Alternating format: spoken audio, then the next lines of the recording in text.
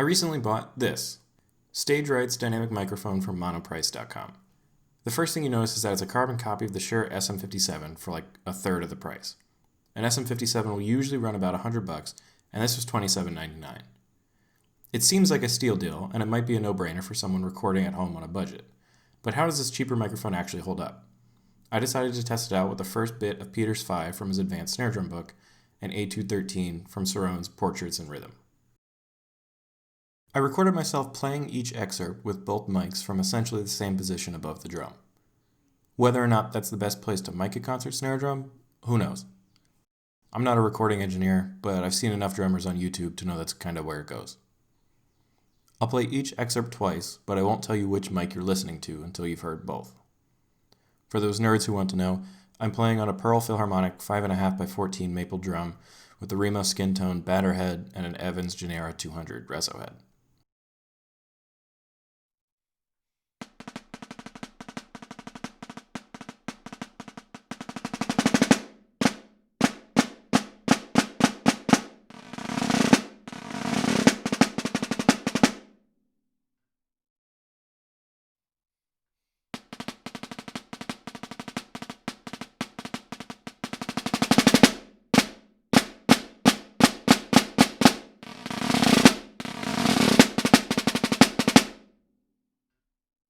So, what did you think?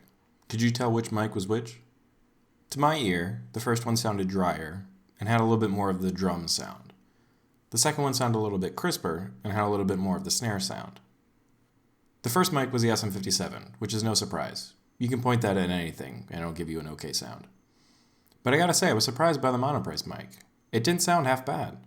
It's a bit brighter for sure, but it wasn't too terrible. Let's see how it holds up to a longer excerpt with a bit more variation.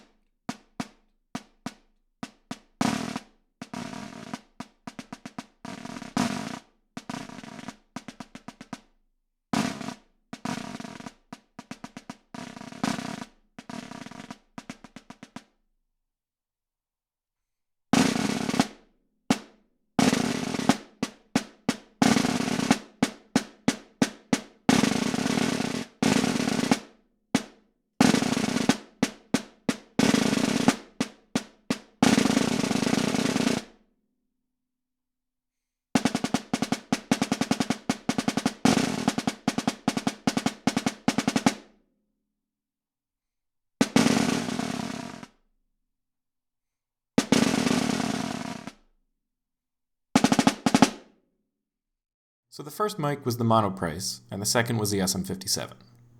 I gotta say, I'm impressed with that little mic. It's not exactly a carbon copy of the SM57 sound, but for less than $30, it's not the worst thing I've ever heard. I could certainly imagine some applications where you could use it in a pinch and still have it turn out okay. I will say that the Monoprice is a little bit lighter than the SM57, and the leather pouch and mic clip that came with it isn't as high quality as the Shure's. But they certainly work. And again, I'm not a recording engineer by any means, so don't take my word for it. But if you're able to get a stereo pair of these guys for less than the cost of one SM57, and you've got some extra money for some mics, it might not be bad to have a pair of these guys in the back pocket, just in case.